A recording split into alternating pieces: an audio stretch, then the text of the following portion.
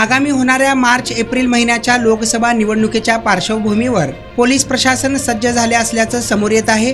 Solapur police गुन्हे शाखेकडून 2 पेक्षा अधिक गुन्हे दाखल असलेल्यांची यादी तयार करण्यात आली आहे। त्यांच्यावर दाखल झालेल्या गुन्ह्याच्या विश्लेषण करून गुन्ह्याच्या स्वरूपानुसार स्थानबद्ध करणे, तडीपार करणे अशी विविध ॲक्शने घेतली जाणार असल्याचे पोलीस आयुक्त एम राजकुमार यांनी सांगितलं आहे।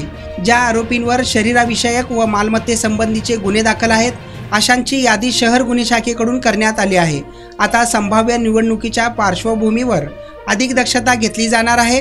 अशा गुन्हेगारांवर चाप बसावा यासाठी मोठी पावले पोलिसांकडून उचलण्यात येणार आहेत। शांतता व सुव्यवस्थेला गालबोट लागू नये यासाठी कठोर कारवाई करण्यात येईल। यामध्ये स्थानबद्ध, तडीपार अशा विविध कारवाया होणार आहेत। रेकॉर्डवरील गुन्हेगारांचे गुन्हे, त्यांचे स्वरूप पाहून त्यांना जनतेला तसेच निवडणुकीच्या काळात उपद्रव होणार नाही याची दक्षता घेण्यात येणार आहे। शहरवासींना त्रास होणार नाही याची खबरदारी घेण्याचे आदेश पोलीस यंत्रणेला यापूर्वीच दिले असल्याचं पोलीस आयुक्त एम राजकुमार यांनी स्पष्ट केले आहे। त्यामुळे आता गुंडांची खैर नसल्याचं सोलापूर शहरात चर्चा होत आहे। इम्रान सगरी, लोकप्रधान न्यूज, सोलापूर।